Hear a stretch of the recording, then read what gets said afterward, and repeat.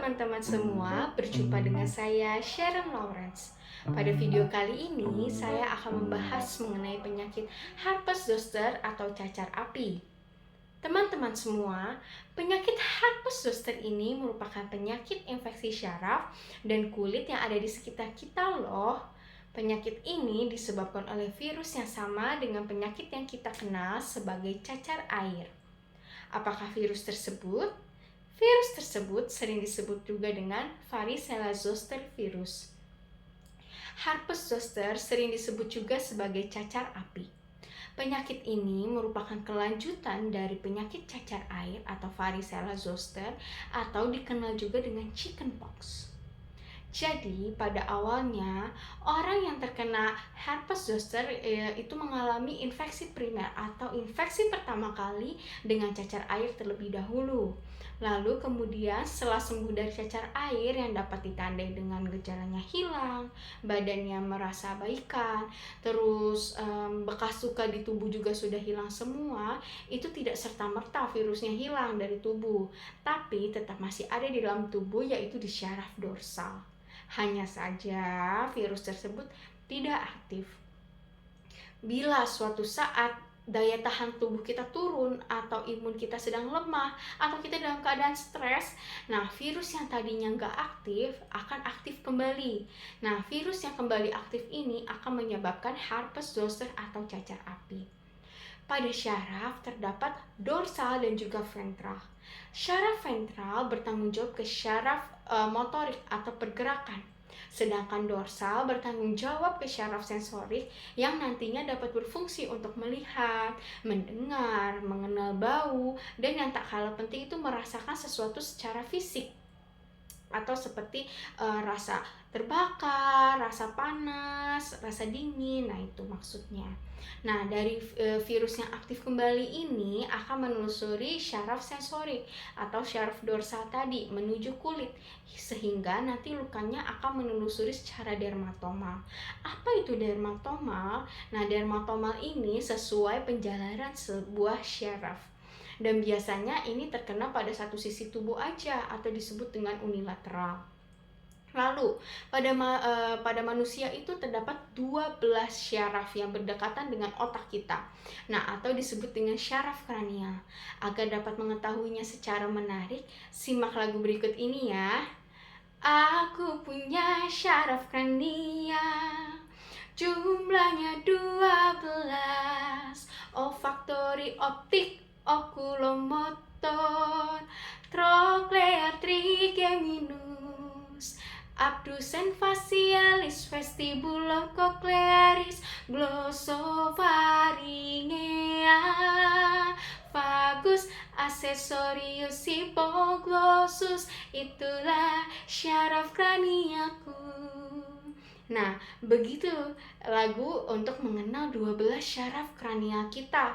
Dan juga terdapat persyarafan lain loh di tubuh dengan penjalaran sebagai gambar berikut ini selain dari 12 syaraf kranial kita. Berikut gambarnya.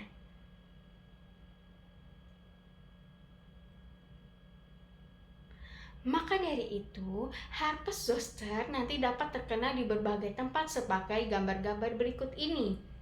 Ada di mata, bisa juga di hidung, bisa juga di telinga, badan maupun di punggung. Pokoknya sesuai dengan penjalaran dari syaraf kita. Lalu sekarang kita lanjut dengan perjalanan penyakit serta gejala yang terjadi. Pada awalnya terjadi fase prodromal. Fase prodromal ini merupakan periode di mana sebelum gejala yang nyatanya itu muncul. Nah, biasanya dia terjadi 1-10 hari. Pada fase ini, gejala yang timbul tuh nggak khas. Misalnya kayak sakit kepala, nyeri otot, terasa nyeri atau gatal pada daerah yang akan muncul lukanya, tapi dia ini belum ada lukanya. Lalu setelah itu muncul luka awal, yaitu bintik-bintik melepuh yang nanti berisi cairan yang secara berkelompok atau bersama-sama. Jadi dia tuh nanti ramean gitu ya. Dan dengan dasar warnanya tuh merah gitu atau kemerahan yang nanti disertai ada rasa nyeri, terus juga ada rasa gatal.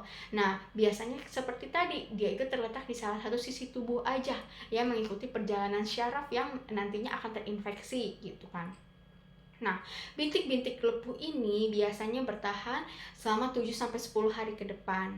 Nah, setelah itu bintik-bintik lepuh ini akan pecah dan menjadi luka koreng, yang dimana luka koreng ini bisa bertahan lama, sekitar 2-4 minggu. Nah, dan setelah itu akan terbentuk bekas luka di dasar di daerah luka tersebut maksudnya. Nah, bekas tersebut bisa berwarna lebih putih atau bisa juga berwarna lebih gelap dari warna asli kulit kita.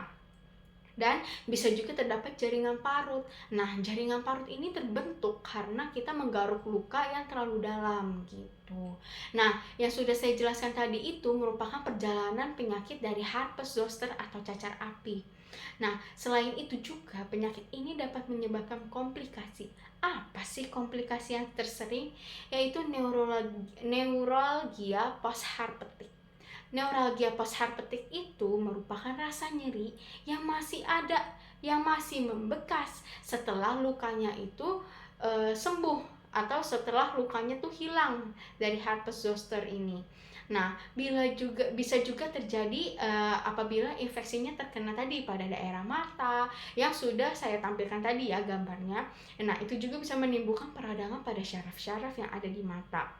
Selain itu, apabila terkena di otot juga dapat menurunkan kekuatan otot dan maupun komplikasi-komplikasi yang lainnya.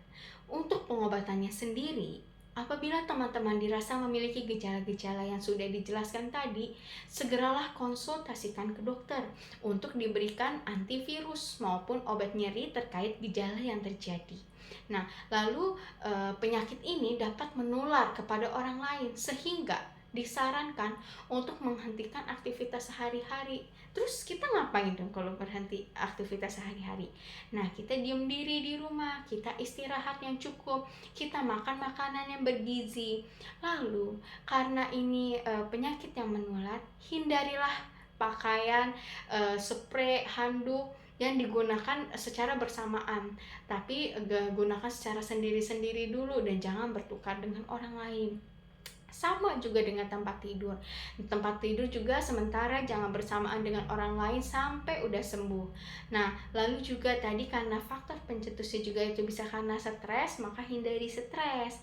Lalu selain itu pada saat muncul bintik-bintik lepuh, hindari untuk menggaruk maupun memegang pada area luka walaupun rasanya gatel banget gitu. Karena tadi bisa terbentuk namanya cicatrix tadi atau luka yang lebih dalam kan akibat garukan gitu. Jadi nanti bisa berbekas lukanya atau bahkan yang kita paling gak mau itu terjadi infeksi sekunder.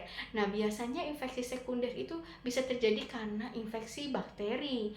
Lalu jagalah juga kebersihan kuku dengan menggunting kuku dan juga menjaga kebersihan tangan dengan rajin mencuci tangan dan dengan sabun dan air yang mengalir. Untuk mengetahui langkah-langkah mencuci tangan yang benar, saya juga memiliki lagu sama serunya kayak tadi 12 syaraf kranial. Nah, begini lagunya ya. Telapak tangan, punggung tangan, sela-sela jari, jangan lupa kuncinya, juga ibu jarinya. Jangan lupa kukunya, dibilas sampai bersih. Sekali lagi saya ulangin ya. Telapak tangan, punggung tangan, sela-sela jari, jangan lupa kuncinya, juga ibu jarinya. Jangan lupa kukunya, dibilas sampai bersih. Semoga video ini dapat bermanfaat. Terima kasih.